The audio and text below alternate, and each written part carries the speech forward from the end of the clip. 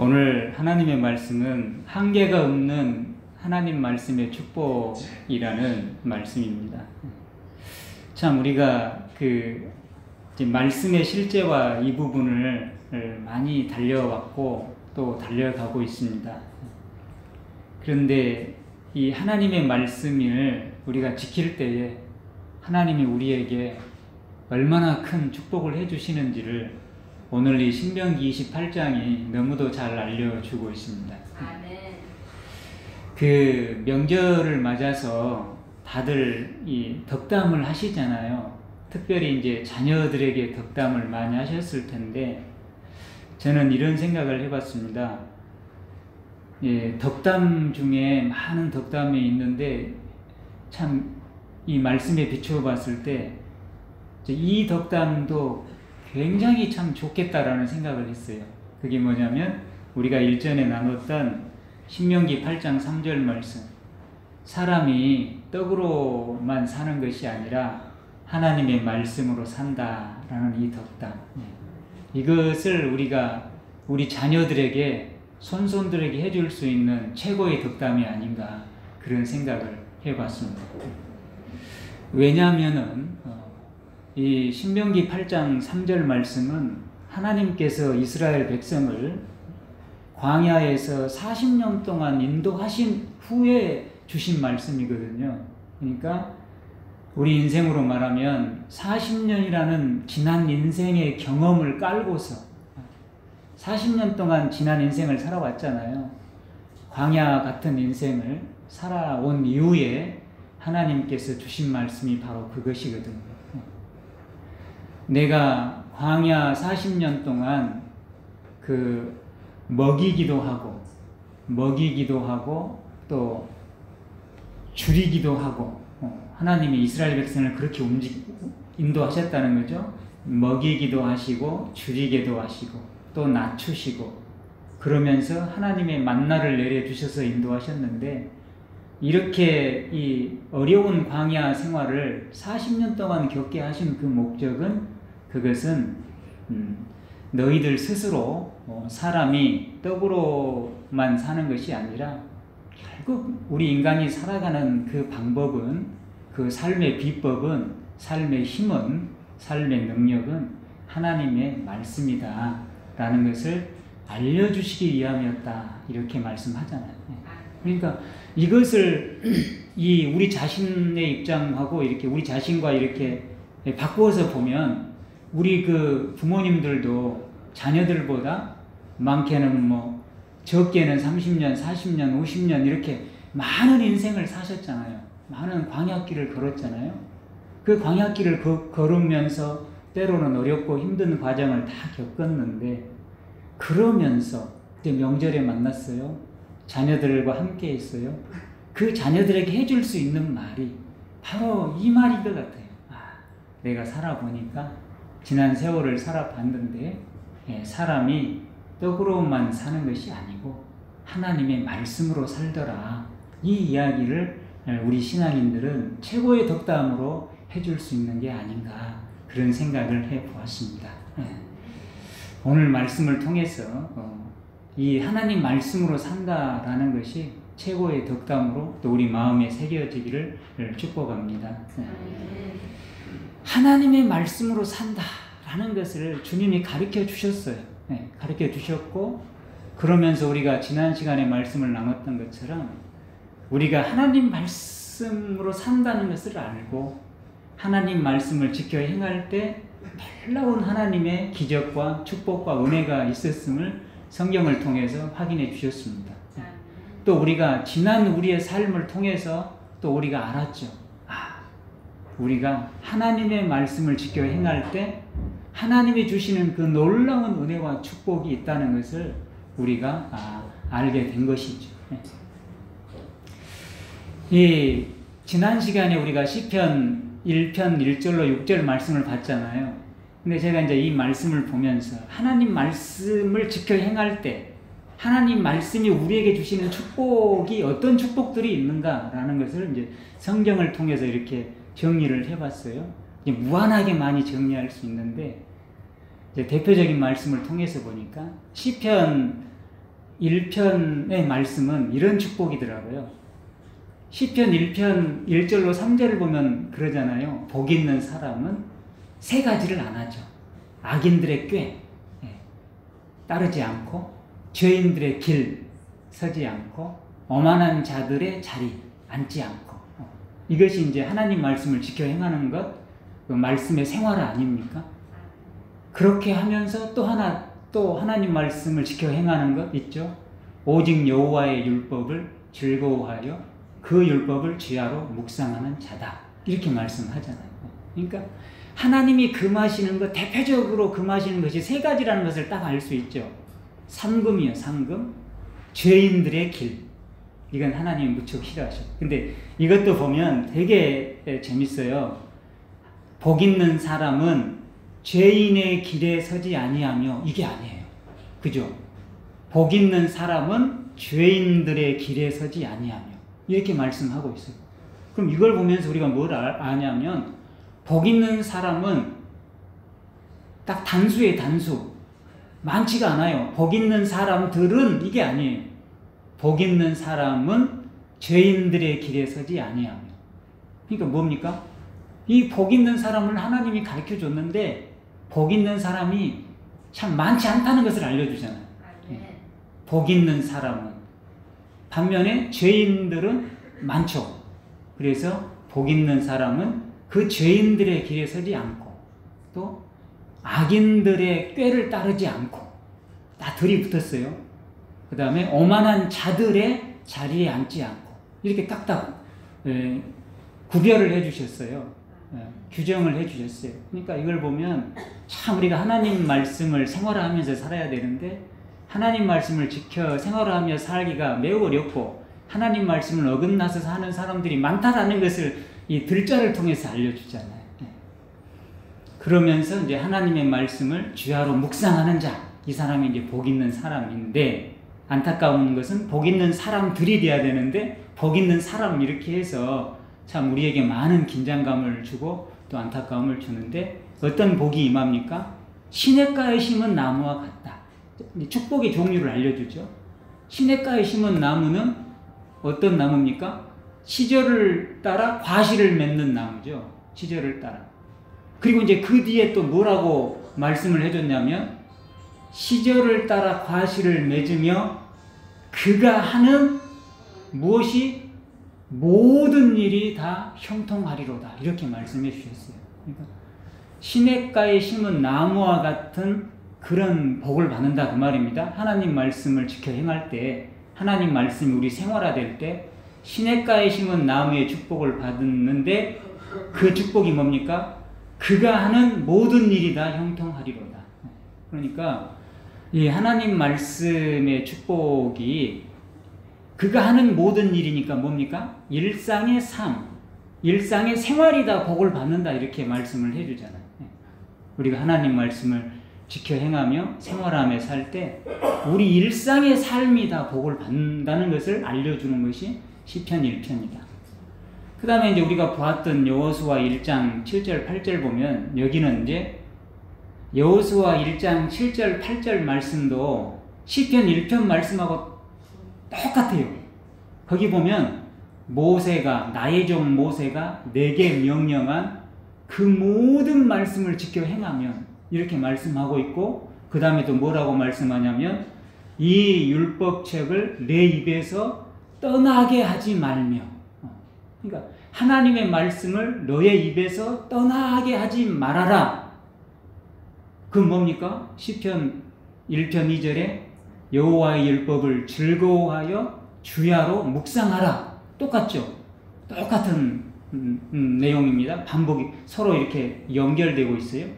그런데 여호수아 1장 7절 8절은 어떤 복이냐면, 그렇게 하면 내가 어디로 가든지 형통할 것이다. 이렇게 말씀을 해요.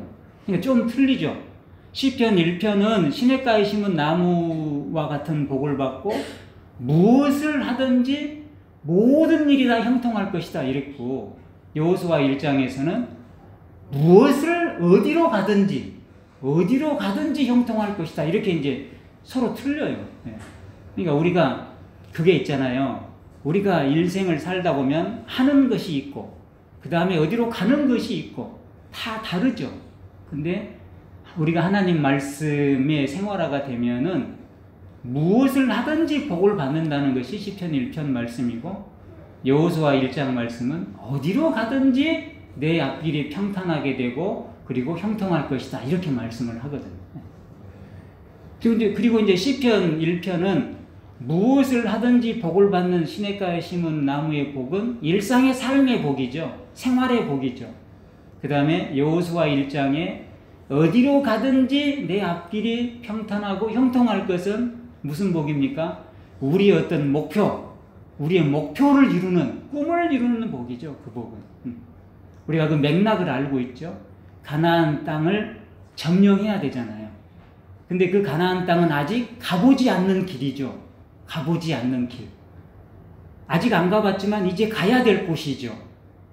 그래서 두려움이 있을 수 있죠. 가보지 않는 길은 정말 잘 될까? 내가 거기 가서 잘할 수 있을까? 이런 걱정이 있을 수 있는데 그런데 하나님께서 그 승리하는 방법을 가르쳐 줬는데 하나님 말씀을 주야로 묵상하며 지켜 행하는 말씀의 생활화가 이루어지면 말씀과 함께 살아가면 어디로 가든지 아직 가보지 않았지만 어디로 가든지 내가 내 발걸음이 가는 곳마다 그곳이 그 길이 평탄하게 되고 형통하게 될 것이다 이렇게 말씀하잖아요. 그래서 하나님 말씀의 생활화가 되면 일상의 복을 받고 또 무슨 복을 받습니까? 우리가 꿈꾸고 목표하는 그 꿈이 이루어지는 축복을 오늘 여호수아 1장에서 말씀하고 있습니다. 그런데 오늘 이제 본문을 보면 말씀의 제목이 한계가 없는 그런 하나님 말씀의 축복 아닙니까? 오늘 이 신명기 28장 1절로 6절은 다 들어있어요. 이 내용이 다 들어있어요. 여기를 보면 시편 1편 말씀처럼 무엇을 하든지 모든 일이 다 형통해요. 그렇죠?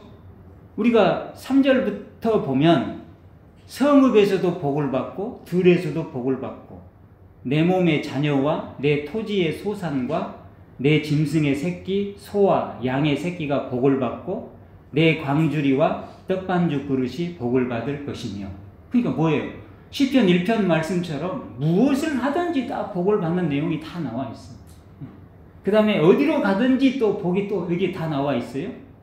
성읍에서도 복을 받고 들에서도 복을 받고 또 심지어는 6절 말씀에 내가 들어와도 복을 받고 나가도 복을 받고 이게 다 나와 있잖아요.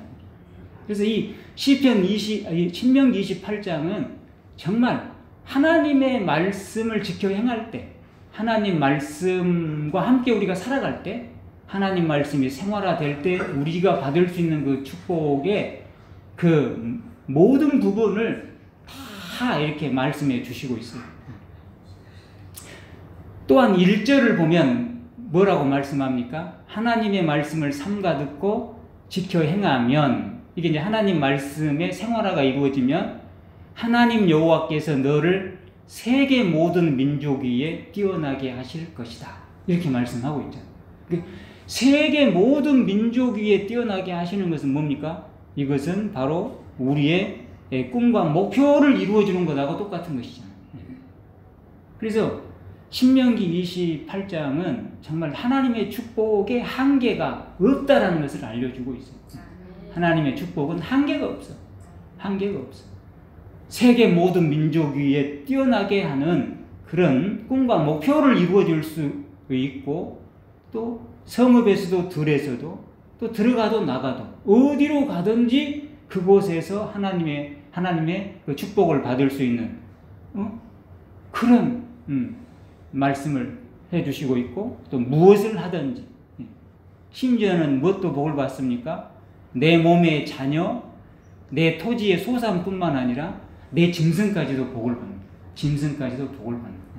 그래서 짐승이 복을 받는다. 이거 제가 한번 생각해 봤더니 잘 이해가 되더라고요. 요즘엔 특히 이해가 잘 돼요. 우리 요즘에 강아지들을 많이 키우는데 개도 보면 주인이 복을 받아야 그 개도 복을 받잖아요. 그렇지 않습니까? 주인이 복 받은 그 복받은 주인을 만난 개들은 엄청난 대접을 받고 산다 이거. 그렇지 않습니까? 그래서 야, 진짜 하나님의 그 축복은 한계가 없다. 한계가 없다. 이뿐만이 아니죠. 하나님의 축복은 우리가 하나님의 말씀에 그 축복을 받게 되면 말씀을 생활화하고 오늘 신명기 28장에서 임하는 하나님의 그 말씀의 축복이 임하게 되면 뭡니까? 우리가 영적으로도 건강해지고 육적으로도 건강해지고 또 자녀가 잘 되고 나와 있잖아요. 또 소산이 잘 되고 모든 것이 다 잘 되는 거예요. 모든 것이 다 하나님의 복을 받아요.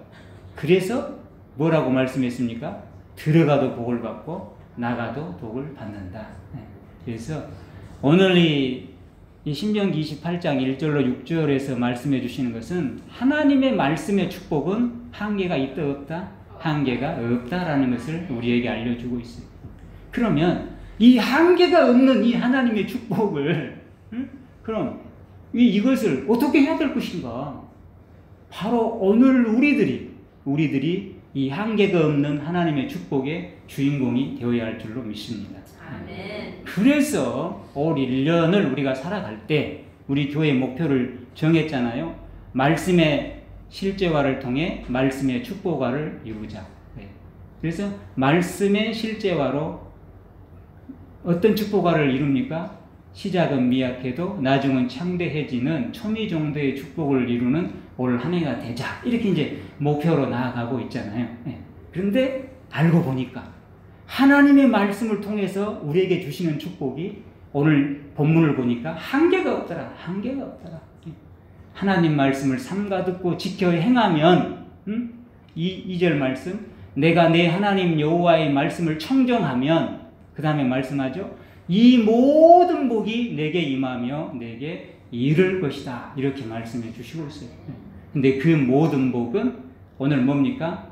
어떤 시간과 장소 또 어떤 목적, 계획 또 우리의 모든 소유, 재산, 자녀, 손손 모든 것을 다 커버하는 한계를 초월한 하나님의 축복이더라. 그럼 왜 하나님 말씀을 지켜 행할 때 이런 놀라운 하나님의 축복이 임할 수밖에 없는가? 하나님의 말씀은 뭡니까? 말씀이 바로 하나님이잖아요. 하나님께서는 그 말씀으로 이 온 세상을 창조했잖아요. 따라서 그 말씀은 살아있는 말씀이고 능력이 있는 말씀이고 정말 온 세상을 창조하는 창조의 말씀이에요. 근데 그 말씀, 그 창조의 말씀이 능력을 발휘하게 되면 우리의 인생을 창조하고 우리의 믿음을 창조하고 우리의 가정과 가문과 자녀, 우리의 미래를 창조해 나가는 줄로 믿습니다. 이런 놀라운 역사가 일어나요. 그래서 오늘 우리가 이 말씀의 축복화를 소망하면서 말씀의 실제화를 이루며 말씀의 축복화를 이루어가는 그 참다운 그 은혜와 축복의 그 하나님의 그 역사하심을 증거하는 2020년 우리 예담교회 우리 모두가 되어야 되겠다. 저도 그렇고 여러분도 그렇고 우리 모두 말씀의 실제화를 이루어서 한계가 없이 부어주시는 이 하나님의 축복이 어떻게 우리의 삶 가운데 우리 가정 가운데 우리에게서 이루어지는지를 체험하고 증거하고 보여줄 수 있는 그런 한 해가 되기를 축복합니다. 아멘. 말씀을 정리합니다. 이제 문제는 이것이 있어요. 제가 곰곰이 말씀을 준비하면서 생각해 봤어요. 그건 뭐냐면 그러면 젊은 사람들은 엄청난 꿈을 가질 수가 있어요. 이 말씀을 통해. 한계가 없으신 하나님의 말씀의 축복. 말씀의 축복은 한계가 없다. 세계 모든 민족 위에 뛰어나게 하실 수 있다. 뛰어나게 하신다. 또 들어가도 나가도 복되게 하신다. 정말 모든 부분을 포괄하고 있다 해서 젊은이들은 이 하나님의 말씀의 실제화를 통해 큰 꿈을 품고 한번 미래를 향해 쫙 전진해 갈 수 있는 우리 나이 든 사람은 어쩔 것인가? 하나님 저는 이미 충분해요. 이미 많이 받아버렸어. 충분합니다. 하나님 이 정도만 돼도 좋아요. 이럴 수 있단 말이죠. 그죠? 나이가 들어가니까 하나님 제가 산하등부 앞으로 20년, 30년 얼마나 더 살겠어요, 하나님. 이럴 수가 있는데 그것이 아니라는 것이.